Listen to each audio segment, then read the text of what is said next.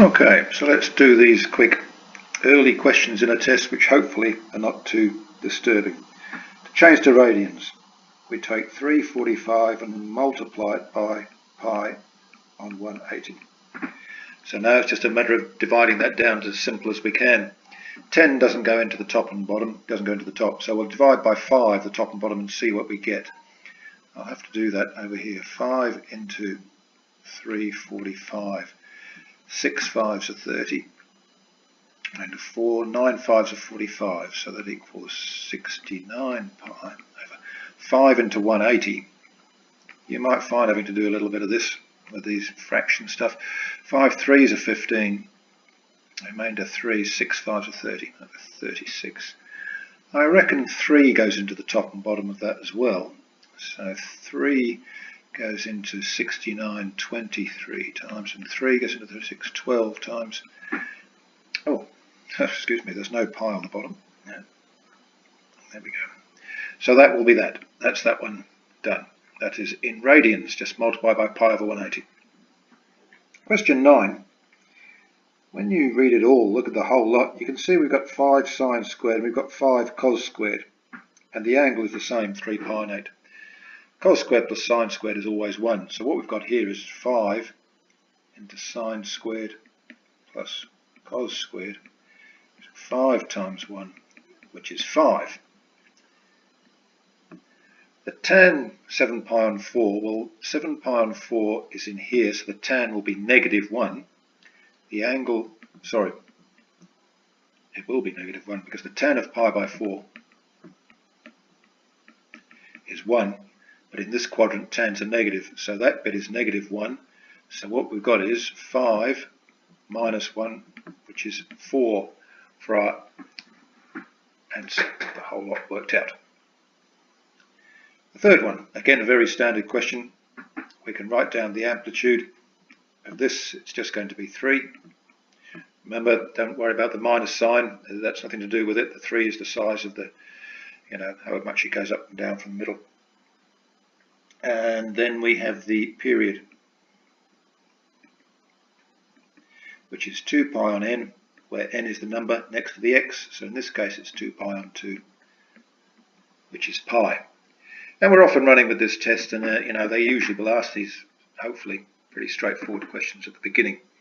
Let's just move over here now and do this one. Both of these will take a little bit longer. First of all, tan theta is 5/12, and we've got the quadrant that we're in to find sine. Okay, well the quadrant that we're in, pi to 3 pi on 2, means we're in here. So sines are definitely going to be negative in there. Now to find what the sine is, we're going to have to draw ourselves a right angled triangle, put in our angle theta. And now remember, a tan is the opposite over the adjacent, so it's 5/12. That's the opposite side over the adjacent side.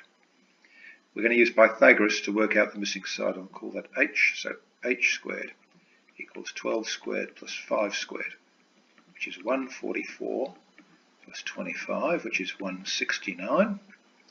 H squared is that. Therefore, h equals 13. So the sine in this quadrant must be negative. Negative. And it's the opposite over the hypotenuse, which is 5/13. And that's that one. And the last of these beginning questions. Here we go. Oh, we've got a solving equations one, so this might take a little bit longer. We've got root 3 tan x plus 1, therefore root 3 tan x equals negative 1. So tan x equals negative 1 over root 3. Now, we need to find the basic angle, but you won't see 1 over root 3 on your formula sheet because they've always rationalised the denominator. So you might have to do that a little bit for yourself. Multiply by that by root 3 over root 3 to give you a negative root 3 over 3. Now, we can now find the basic angle.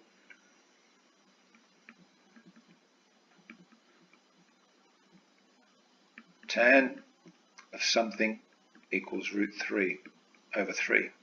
And if you look up your formula sheet, ooh, what's that? No, I don't want that. Stop that. Go away. No, there we go. Phew. Don't know what happened there. Excuse me. Now, what we do want is tan of something is root 3 over 3. That something will be pi over 6. Right, I'll just give myself a bit more space. Let's draw the cast diagram. This is for tans, and they're negative, because this is what I'm solving here. It's a negative. So tans are negative both here and here. Mark in the angle to the horizontal. That's pi on 6, and that's pi on 6. And now the domain is just 0 to 2 pi, and we've only got a single x. So if I'm going from 0 to 2 pi, we get x equals. Well, start here, we go around here, there's the first solution. That's pi minus pi on 6. Or you could just read it off if you know what it is exactly. And then you go around to there, which is 2 pi minus pi on 6. And that is 5 pi on 6 and 11 pi on 6. And those are the beginning questions which you can expect to be the easiest ones, hopefully. Okay, I'll stop that video there.